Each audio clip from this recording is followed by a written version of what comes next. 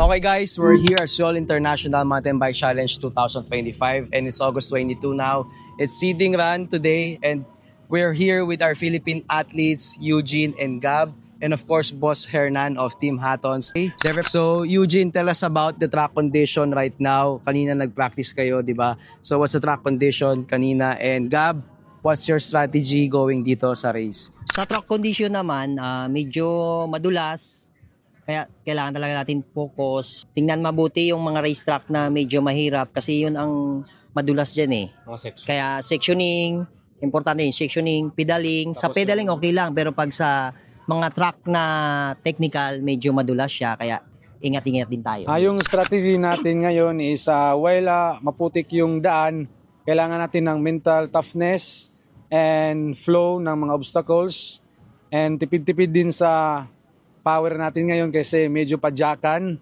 Then have a safe ride and enjoy the trails.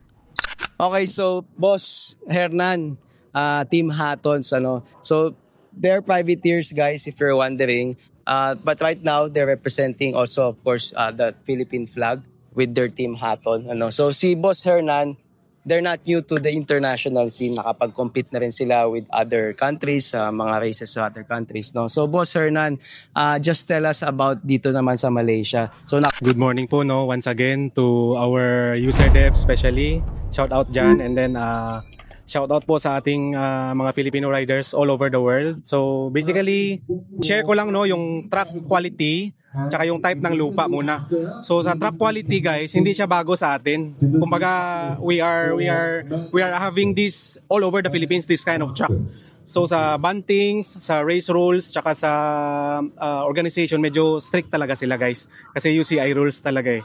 Sa number 2, sa quality ng lupa, hindi rin siya bago sa atin guys. Kasi we've been there before sa Malaysia, Putrajaya Challenge Park. Pumunta na rin tayo sa Bukit Dingding, sa May Batam. So, quality of soil is normal. Kayang-kaya ng mga Filipino riders natin guys. Yun nga lang, for this past few days, medyo naulanan. So, medyo technical siya, naging technical.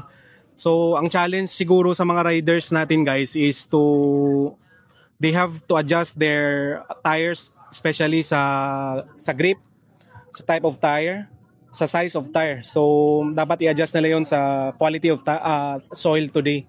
So, sa mga naman, sa race rules, talagang UCI siya guys. So, kumbaga strict siya. Hindi siya basta-basta. So, ang maipapayo ko siguro sa mga athletes all over the world, especially sa mga Pinoy, is we need to go international race guys. We cannot depend on our Philippine races alone. We must go out, show our skills, show our talent, and show our Filipino blood whoever we are. So guys, good luck to all riders. Salamat po sa suporta and Team Hattons, let's go Philippines.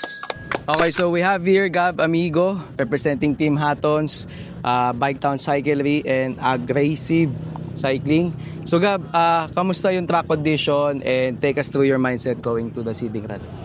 Yung condition ngayon, so far so good naman, lumabas yung init kasi kagabi grabe talaga yung ulan. Talagang gabi pa lang nagsimula na hanggang madaling araw. And then ngayon medyo madulas yung daan, so far so good. Sana naman tayo nito sa Pilipinas, rainy season. So I'm so excited na nakapag-represent dito sa Pilipinas. Dala ko yung bandila ng Pilipinas. And then yung mindset natin ngayon is mag-enjoy lang dito sa tracks ng Seoul, Malaysia.